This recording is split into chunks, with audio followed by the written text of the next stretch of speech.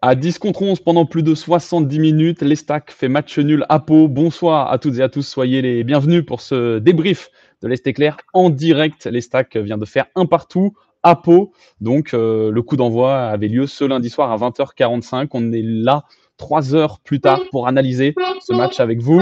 Je m'appelle Mathéo, je suis journaliste pour l'Est Éclair. Je suis dans la rédaction de l'Est Éclair à 3 et je suis accompagné pour ce débrief d'un autre journaliste de l'Est Éclair qui lui et à l'autre bout de la France. Salut mon cher Alan. Salut Mathéo et salut à tout le monde. Alors, est-ce que tu peux déjà nous montrer où tu es? Je ne sais pas si tu étais le seul journaliste présent sur place, mais enfin le seul journaliste troyen présent sur place. Oui, effectivement. Donc là, je suis donc devant le stade. Je suis sorti du stade pour être sûr de ne pas me faire enfermer après la zone mixte. Pour tout vous dire, à ma droite, il y a le petit food truck, la petite friterie qui est en train de fermer. Il y a le quart des Troyens, je sais pas si on verra, mais un peu plus loin là-bas, qui est toujours pas parti. Il y a des joueurs là qui discutent un peu comme c'est souvent le cas après les matchs avec des proches, avec des gens qui viennent les voir ou qui sont dans la région. Donc voilà, les Troyens vont partir dans quelques minutes et le stade se vide là, c'est vraiment en train de se vider. D'accord. Et donc, ces joueurs troyens-là, tu as pu les croiser. Quel est leur sentiment après ce match nul à un partout à Pau? Donc, on rappelle qu'il était cinquième avant cette journée. Bah la phrase, je pense, qui résume le plus le sentiment troyen, c'est celle de l'entraîneur Stéphane Dumont, qui a dit on considère ce match nul comme une victoire. Alors pour ceux qui n'ont pas vu le match, on peut se demander pourquoi Ouais. le leader qui fait nul à l'extérieur pense que c'est une belle opération et une victoire. C'est simplement parce qu'il y a eu deux faits de jeu extrêmement défavorables en première mi-temps, avec cette expulsion de Ben Taïeb, on va y revenir plus tard, mais et ensuite l'ouverture du score de Pau à la demi-heure de jeu. Donc 1-0 à la pause pour Pau et effectivement à ce moment-là du match, voilà, c'était vraiment compliqué pour les Stacks. Ouais, tu l'as dit, hein, scénario très défavorable pour les Troyens, un peu comme contre Bastia, pour ceux qui s'en rappellent, le 17 octobre dernier où Martin Hadlin s'était pris un carton rouge à la 23e minute de jeu.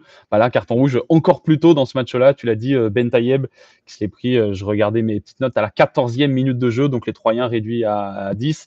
Et c'est vrai qu'on a vu déjà quelques messages passer sur les réseaux sociaux. Je sais pas toi ce que tu en penses, mais carton rouge qui va faire parler. Ouais, alors on a eu effectivement le débat, nous aussi, avec Ludovic, hein, qui était aussi à la rédaction à tes côtés pour aussi faire un article sur le match. Alors en fait, il y a la règle et l'esprit.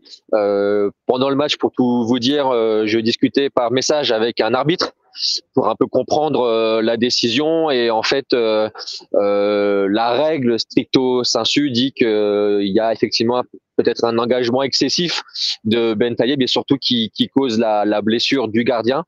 Alors le point, moi, que je trouve qui aurait dû changer l'interprétation de l'arbitre, c'est que Ben Taïeb, on voit bien sur les ralentis, touche le ballon bien avant le gardien Mm. et l'impact en fait a lieu dans un second temps. Est-ce que cela doit changer la décision de l'arbitre?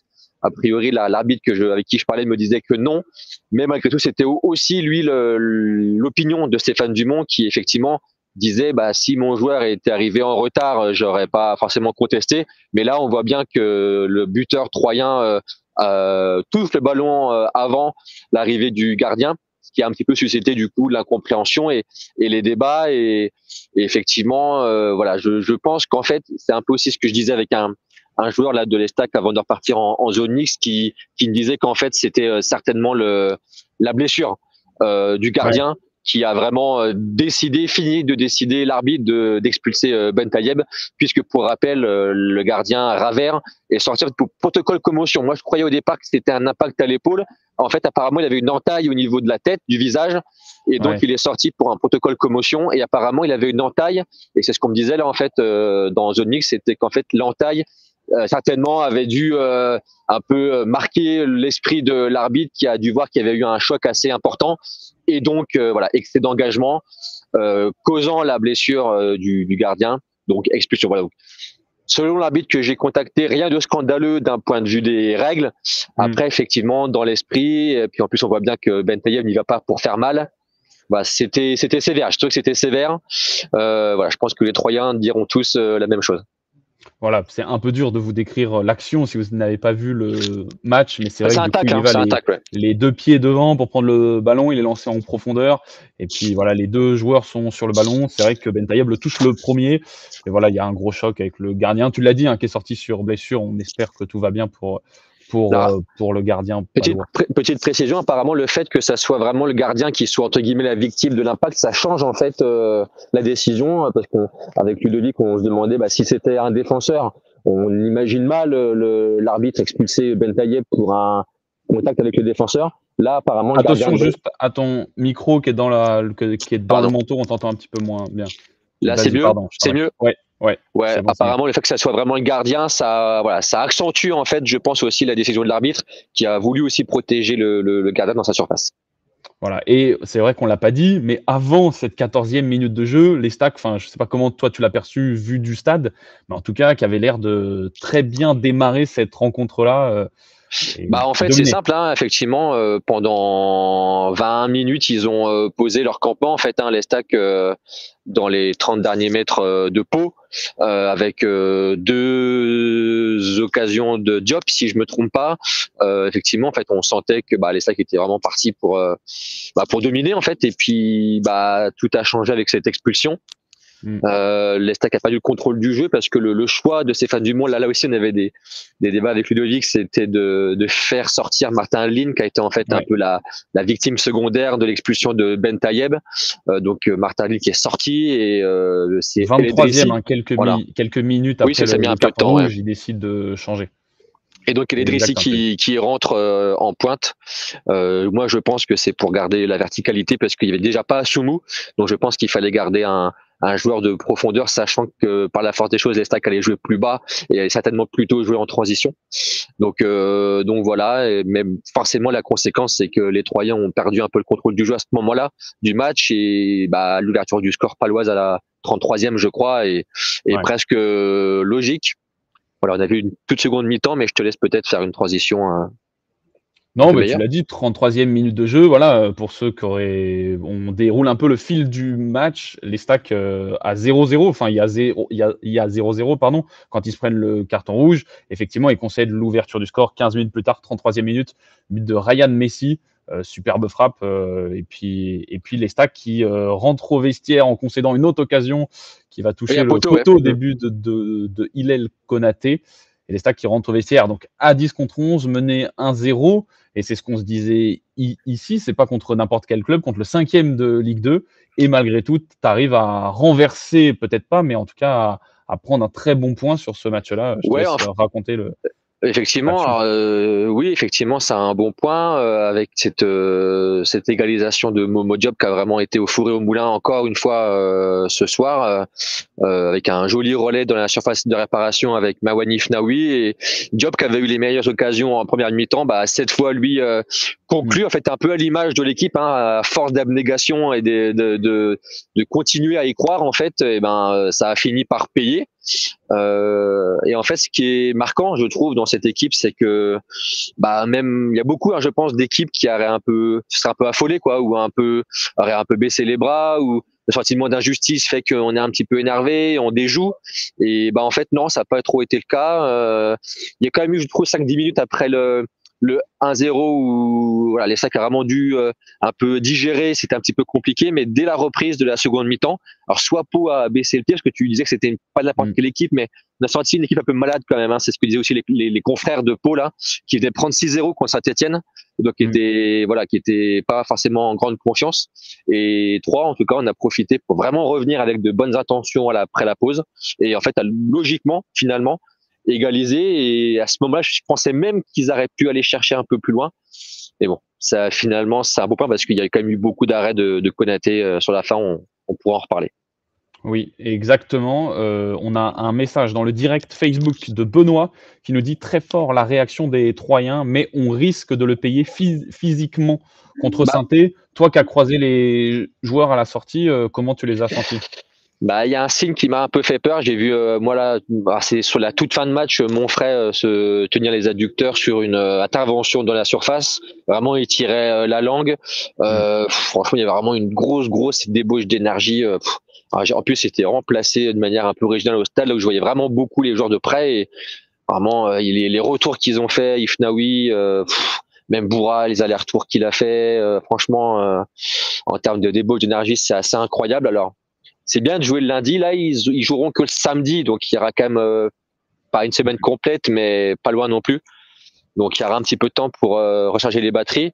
Moi, la première conséquence à laquelle je pense, c'est surtout l'absence de Ben Tayeb, en fait, pour ce choc contre Saint-Etienne, parce qu'il va forcément prendre au moins le match de suspension automatique après le carton rouge, et donc il va manquer ce choc. Et c'est le meilleur buteur de Ligue 2, et c'est une double sanction, quoi, presque c'est une double sanction, en fait, pour les Stacks. Oui, parce que tu le perds sur ce match-là et tu le perds, comme tu l'as dit, pour le choc de samedi, 20h contre Saint-Etienne. Donc, effectivement, tu perds ton meilleur buteur. Parce que El Edrissi est rentré, mais voilà, c'est forcément un autre profil. Et là, il a pris un jaune au bout de 20 secondes après son entrée en jeu, tellement il était sous tension. Je pense qu'il était tendu après le carton rouge. Il était, je pense, pareil, un petit peu frustré de la décision de l'arbitre. Il est rentré sous tension complète. Il a pris jaune au bout de 20 secondes. Et après, il a un peu été pris en grippe aussi par le public, là, un peu pour raconter l'ambiance ici à chaque ballon. Parce qu'en fait, il avait tendance un petit peu à crier quand il était touché pour gagner des fautes, Mounay El Edrissi. Et en fait, dès qu'il touchait le ballon, les gens dans le stade criaient aussi, hurlaient comme si il avait subi une faute. Donc il s'est fait un peu chambrer. Il a fini avec un bandage autour du crâne, parce qu'il a pris un gros choc aussi à la tête. Donc voilà, c'était un petit peu là le match dans le match entre le public palois et l'attaquant de l'Estac. Sachant que pour être complet sur son match, c'est lui du coup qui récupère le ballon sur le but troyen quand même. Donc voilà, bonne récupération qui amène, donc, comme on l'a dit, le but de Mohamed Diop, son deuxième but de la saison pour le milieu troyen. Un but qui vaut cher quand même, parce que on se dit l'Estac n'a qu'une victoire à l'extérieur pour l'instant, mais aussi qu'une défaite. Et donc beaucoup de nuls, mais en fait comme elle fait un sans faute à domicile, on dit souvent que c'est un rythme de champion de faire victoire à domicile et nul à l'extérieur. Et ce nul-là, franchement, des fois on se demande est-ce que c'est une bonne ou mauvaise affaire de faire match nul. Là, il n'y a pas trop de débat, c'est une bonne opération à confirmer samedi.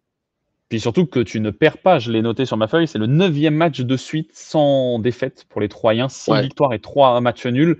Et là, même encore une fois, comme on l'a dit, à 10 contre 11, mené 1-0, tu ne perds pas. Alors, il y a même un confrère dont j'étais réellement d'un autre club de Ligue 2 qui m'a envoyé un petit message ce soir en me disant là, l'Estac a pris un point de champion. Et je trouve que la formule, effectivement, est bonne, parce que c'est un point de champion, parce que dans le jeu et dans l'esprit de revenir dans ces conditions, c'est vraiment digne d'une équipe du haut de tableau, et ça laisse la distance Pau, ça permet de prendre un petit point de plus encore sur Reims et Saint-Etienne qui ont perdu ce week-end. Donc en fait, l'opération à tous les niveaux, en fait, elle est positive. Oui, parce que pour faire un petit point sur ce classement ce lundi soir, l'Estac est premier de Ligue 2 et première de Ligue 2 avec 28 points. Le Red Star est deuxième avec 26 points, donc 2 points de moins. Ensuite, Saint-Etienne troisième avec 5 points de moins, mine de rien. Et Saint-Etienne, du coup, que l'Estac affronte samedi soir à 20h. Encore une fois, le dernier match de la journée, parce que comme c'est la trêve, il n'y aura pas de match le lundi soir. Donc tous les adversaires auront joué et tu pourras te situer après. Peut-être que le Red Star qui joue samedi à 14h contre Le Mans repassera provisoirement en tête, ou passera provisoirement en tête de Ligue 2. En tout cas, voilà, l'Estac aura l'occasion contre Saint-Etienne de valider, on va dire, cette petite marche qu'ils ont commencé à se créer. Je suis pas sûr, tu disais quoi, que le Red Star pouvait passer devant de manière temporaire?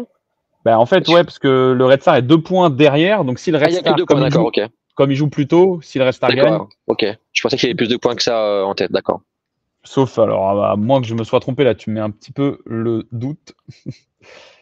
Je vois que, pour raconter un petit peu, tout le monde est reparti là, le frère, parce que l'Estac repart ce soir en avion pour un peu meubler, pendant que tu cherches. L'Estac prend l'avion, est arrivé ce matin en fait, donc un aller-retour dans la journée, ce qui est pas neutre, parce que ça fait une belle journée. Alors, pour moi aussi, ça fait une belle journée d'ailleurs. Mais moi, je suis pas sur le terrain, donc c'était moins grave. Et voilà, tout le monde est reparti direction 3 dès ce soir avec la petite pizza habituelle d'après-match. Voilà. Et des Je petites confirme boissons ce offertes par le que club. j'ai dit sur le Ah, d'accord. classement, les Stacks 28, Red Star 26. Autant pour moi. Voilà, Red Star samedi à 14h qui peut provisoirement passer premier en attendant donc le match de 3 samedi à 20h au stade de l'Aube où les Stacks pour l'instant gagnent tous ces matchs cette saison, mais on verra ça samedi donc sans Tofik Bentayeb. Je ne sais pas si tu as des nouvelles de Jores Assoumou qui n'était pas dans le groupe Ah, pour ce ça sent match-là. pas très bon a priori pour le match de samedi. Voilà, c'est ce point un peu. Donc il était pas dans le groupe comme tu l'as dit. Il n'y avait pas non plus Ivan Titi. Première Ouais. convocation, première ou deuxième de Doncor, le latéral, le jeune latéral du centre de formation. Euh, je pense que pour Asumo et Titi, ça va être compliqué pour samedi. Ouais, voilà. Donc voilà, on reçoit quelques messages. Benoît qui Allez. nous dit on peut se Oh, pardon. contenter d'un match nul samedi, après ce sera jouable. Laval, Rodez et Boulogne. Et Siegfried qui nous dit le rouge nous flingue le match et surtout pas de Ben Tayeb contre Saint-Étienne. Effectivement, on a abordé ces thèmes-là. C'est vrai qu'on n'a pas parlé du calendrier après, parce que après Saint-Etienne, on recevait un message sur notre live qui disait que les joueurs pouvaient être fatigués. C'est vrai qu'après Saint-Etienne, c'est la trêve. Alors, il y a un match de Coupe de France, mais il y aura une petite trêve pour peut-être leur permettre de Bah, se c'est reposer. vrai que ça tourne pas beaucoup quand même. Hein. Là, je pensais en le voyant courir partout, Nawani Fnawi, il tourne quand même pas beaucoup. Ouais. Antoine Mille et Diop là au milieu de terrain, c'était assez incroyable comment ils ont bouché les trous. Là, ils doivent commencer aussi un petit peu aussi à tirer la langue. Là, ces deux-là, au milieu de terrain là, ça fait beaucoup et encore une fois, ils tournent pas beaucoup. Ils tournent déjà pas du tout entre les matchs, d'un match à l'autre, mais en plus, ils tournent même pas pendant le match là. Ouais, Pendant le pendant le match, match, ouais. ces trois-là. Donc après, les solutions dans le même registre qu'il n'y en a pas vraiment, parce que Flipono est toujours blessé. Voilà. Après le milieu de terrain, en fait, il n'y avait pas de milieu de terrain vraiment de formation sur le banc. Je me faisais la remarque en avant-match, il y avait que Gambor en fait qui pouvait rentrer au milieu, mais c'est évidemment un profil tout autre que Mille, que Diop. Voilà, il y a ODD qui est rentré sur la fin pour De Tourbet. C'est vrai que voilà, ça manque un petit peu là de Flippono, Naat qui reviennent dans la rotation. Voilà, je pense que c'était bien pour conclure ce Peut-être un petit mot quand direct-là. même sur un petit mot sur Konaté quand même, Vas-y. parce que Je t'en prie. pour raconter un peu, hein, il y avait le directeur sportif de Pau, Gus de Souza, qui était au stade et qui est venu me toucher 2 mots à la fin du match et donc, qui est maintenant qui est l'ancien directeur sportif de l'Estac, pardon, Hmm. et qui m'a dit c'est qui ce gardien? C'est qui ce gardien? Il est le Konaté là, il ne connaissait pas trop apparemment et il était assez voilà. Il a dit voilà. Trois peut dire merci aussi à son gardien parce que effectivement pendant la dernière demi-heure c'était assez équilibré jusque-là, mais effectivement sur la fin Ouais. logiquement l'Estac a reculé un peu. Alors Dumont disait qu'il n'a pas non plus vu son équipe acculer. Je trouve quand même que sur la fin c'est un peu ce qu'on a vu quand même. Ouais. Mais logiquement hein, à 10 avec tu l'as dit 3 quarts d'heure enfin dans les 3 quarts du match joué à 10. Et donc Konaté qui a gardé en fait le point. Moi depuis la tribune de presse j'étais juste dans l'angle là de la reprise de la tête d'un défenseur de Pau sur un corner qui sort Ouais, c'est l'arrêt le d'une plus claquette. impressionnant, je Moi dirais. je Ouais. l'ai vu, en fait je la vois dedans, j'étais déjà en train d'écrire le deuxième but pour Pau. Et en fait, il la sort, il a deux, trois arrêts un peu plus faciles, mais qu'il a quand même fait. Et bah, du coup, il aura une très bonne note demain. Voilà, pour conclure un petit peu sur du teasing pour le journal papier. Voilà, sachant que le journal, la liseuse est déjà disponible pour ceux qui ont l'abonnement Pardon si je bouge bien, c'est numérique parce que de l'STCR. j'ai une crampe au bras et du coup, je suis en train de changer de main. Si ça bouge, c'est pour ça. Si ça bouge, Il n'y c'est a pour pas ça. de problème. De toute façon, ça fait bientôt 19 Ouais. minutes qu'on débriefe ce match-là. Je pense qu'on a fait Ça le me fait tour, qu'on a penser dit. à l'époque de Fort Boyard, tu sais, quand tu dois rester le bras tendu là au-dessus du fil avec les maîtres du temps là. C'est un peu ce que je Je suis en vois train de très faire à bien. Pau là. Je vois très bien. Est-ce que tu peux peut-être pour finir nous montrer rapidement ce qui se passe autour Alors, de toi, comme le je me parvis vois, vide? ouais, du coup, il n'y a pas grand chose à voir à part le stade évidemment. Je sais pas si, comme je vois pas de retour, je sais pas si je montre bien. En Si, fait, tu montres très bien. C'est bien. pour montrer à Pau, en fait, c'est qu'il y a le stade, c'est qui est dans une zone commerciale, en fait. Donc, il y avait un Burger King à côté, un Leroy Merlin. Pardon, j'ai dit des marques, c'est pas très grave. Et en fait, il y a juste l'académie qui est juste accolée, en fait, de l'autre côté là-bas, qui est juste à côté de la salle de presse, donc là où j'ai fait les interviews d'après-match. Alors après, c'est un stade bizarre, hein, les tribunes sont un peu bizarres. Il y a plein de petites tribunes différentes, c'est pas très esthétique. Par contre, j'ai beaucoup apprécié l'avant-match. En fait, ça monte en pression. Il y a des musiques typiques de la région, même des jeux de lumière avec les spots. Là, c'était vraiment sympa. Et parce que jusqu'au coup d'envoi, en fait, il y a ça monte vraiment en puissance et franchement, ça galvanise un petit peu. Et même dès qu'il y a un corner, en fait, il y a la sono qui balance des cap-cap, en fait, comme pour encourager les Palois sur corner. Voilà, c'était une ambiance un peu sympa. J'ai bien aimé l'ambiance ici. Et puis, ouais, c'était assez bon enfant, comme je l'ai dit, avec un peu de chambrage pour les dressings. Ouais. Je crois que je l'ai vu rigoler un petit peu avec les supporters à un moment donné quand il a été appelé vers le banc par Stéphane Dumont. Il a un petit peu rigolé. J'ai aussi vu Adrien Monfray à un moment donné un petit peu invectivé avec le public parce que qui réclamait une main de sa part du capitaine, il n'y avait pas main. Donc il répondait aussi un petit peu à ça. De moi, c'était assez tendu, c'était assez chaud, c'était bien. Voilà, merci, parfait pour conclure ce direct-là. Merci, vous étiez nombreux. Il est minuit 4 au moment où on conclut ce direct Facebook. Débrief donc les Stacks qui a fait match nul contre Pau 1 partout ce lundi soir et qui reste en tête de la Ligue 2. Voilà, moi j'ai gagné. Moi j'ai dit juste que j'ai gagné mes 30 secondes pour la salle du fort. Là. J'ai gagné mes 30 secondes en plus. Parfait. Merci en tout cas. On rentre bien pour rassurer les gens sur ton niveau de fatigue. Tu ne reprends pas la route maintenant. Repose-toi bien et puis et à très vite pour un nouveau direct. Samedi prochain, match contre Saint-Etienne. Il y aura même d'autres directs samedi a priori. Hein. Tu l'as pas dit, mais en avant, on en reparlera. en après-match, effectivement. Merci. Salut. Au revoir.